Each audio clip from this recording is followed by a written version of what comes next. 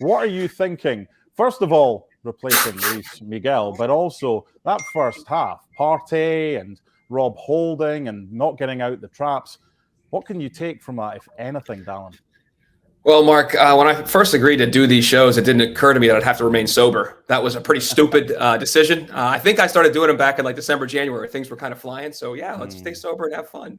I could use a couple cocktails, and I will as soon as we get off here.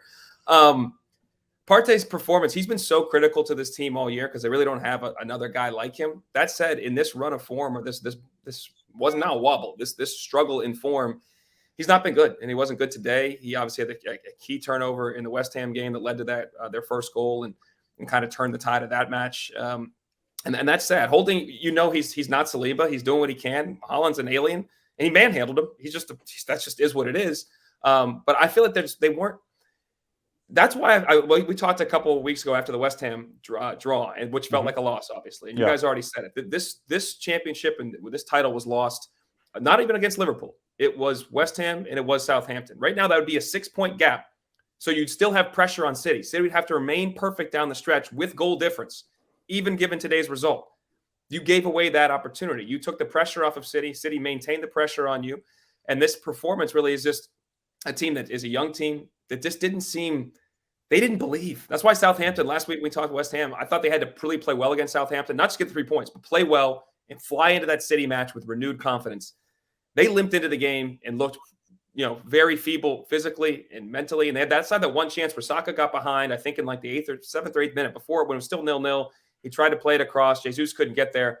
That was the only threat when the game was still in doubt. And that's the concern. It just seemed like they lacked a little bit of fight and belief that they could actually do this. They hoped to be in the game. They didn't believe they could win the game. I've got the same question for you both. I want to start with Janusz. There's a lot of talk, and I hate the word bottle. Has Arsenal's bottle gone? Because they got to a position that everybody else would have loved to have done. However, they've, in the past month, not got the results that they wanted. So rather than use the word bottle, you can come up with your own one, or you can say, Janusz, that their bottle has gone, but has the pressure got to them, ultimately? Janusz. I think it did. I mean, this was the biggest game, and obviously against an opponent. I mean, facts don't lie, right? I mean, Manchester City, 7 straight wins? I mean, 7 games, 7 wins at home. Goal difference 21-4. Mikel Arteta hasn't beaten Pep, the only team that he hasn't beaten. Arsenal has lost now 12 Premier League matches against Manchester City. I mean, there's a reason for that. I don't look to stats that often, but this is a total domination. Exactly what happened in today's game, and I think this season. Remember. Look, ahead of the season, everybody felt that Manchester City are easy favorites for that. Everybody thought that it was going to be Liverpool that's going to fight against them. But it was Arsenal. And for a while, they were doing a good job. But we all knew that Manchester City eventually are going to go on the run they're in right now. Because before that, I think they had maybe 3-game winning streak or 4. That was the biggest one they've had in the Premier League league alone. So look, I mean, I don't think...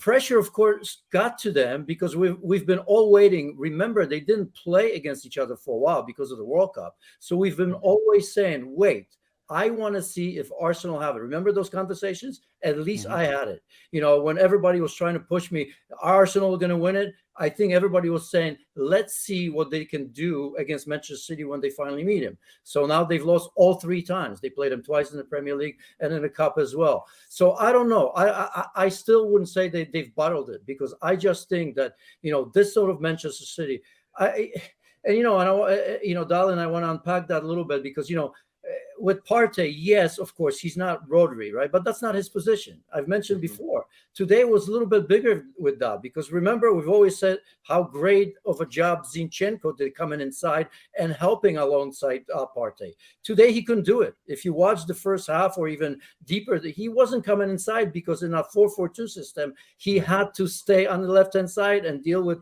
Bernardo Silva and Kyle Walker. So now you have Partey, who's not a holding midfielder, just sitting there. And then if you want to do comparison, right, the best there is in De Bruyne, there isn't a player that comes close to him.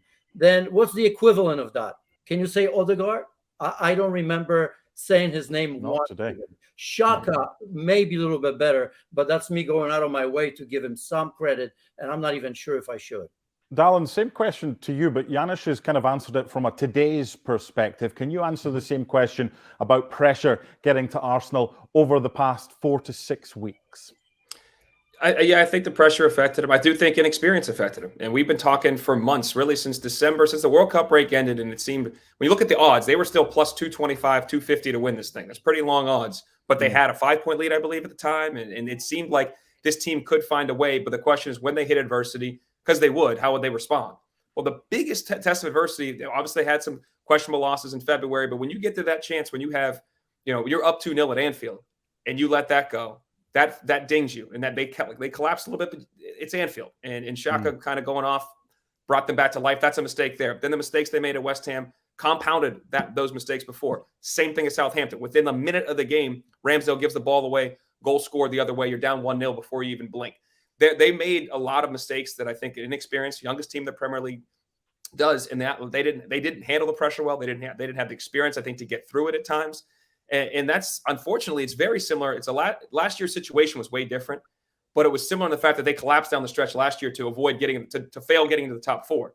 The pressure is way bigger. The eyes of the world were on this game, and we're looking forward to this game for weeks. And they came in here and they performed as a team that, again, like I said before, hoped they could play and compete, not believe they could play and compete. So I do think the pressure got to them, and experience was part of it, and they faltered. I do think this project, we are way ahead of schedule. Nobody, if you'd have told me in August, you can be up right now and you can be in this game at City with a chance to maintain your place at the top of the table, every single Arsenal fan would have taken it. It's just the manner in which they've fallen apart the last 3 weeks does harken back to last year, and obviously what happened there, and then brings back memories this year. And obviously they're going to be the top 4. It's going to be Champions League. You got to get reinforcements. I think Arsenal had a very good season. They've had a great season for their standards right now. City is a great team, and they are a great squad, and their depth of squad is shown across multiple competitions. And Arsenal doesn't have that. I think guys have worn down, hit a wall, and it's been problematic. To your point, Janusz, this is, if anything else, Declan Rice may have won. Yeah, we may have won the day. Like they need a guy in that spot, and they may need to fork over some serious money to bring him over, because there has to be reinforcements brought in. You can't rely on the same guys all the time, week in and week out, in the league this difficult and this complicated, and if you're in multiple competitions. And who would have thought that William Saliba, who's been on loan three times, Saint-Etienne, Nice, and Marseille, would have been the bigger loss than Gabriel Jesus was early in the season, right? And I think he would have helped. I still don't think, even if he was today, I think Manchester City would have done the same thing. They would have won the game.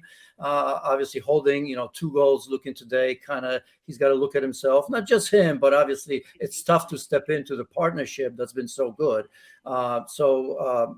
It's a funny, but I don't think it's Arsenal. It's just Manchester City finally putting things together. All the right players are healthy in the business end of the season. And I think Arsenal fans and everybody around knew that this was going to happen. We were just afraid to say it out loud. Yeah, look, they can be proud of their team. And you know what? We've been involved, the 3 of us, in football long enough to know that funny things happen at this stage of the season. And just because a team's expected to win doesn't mean that they always do, albeit Man City, with 2 points behind and 2 games in hand, are huge winners. Dalen, we started our conversation with you and you mentioned that you might have needed a cocktail or whatever. When we broadcast remotely, we see those lovely books behind you in pristine positions. What we don't see is the array of glasses that you probably will have and will need. Enjoy your evening if you can. And you know what? Never give up hope, because it's always possible. Thanks so much for watching ESPN on YouTube. And for more sports highlights and analysis, be sure to download the ESPN app. And for premium content and live streaming, subscribe to ESPN Plus.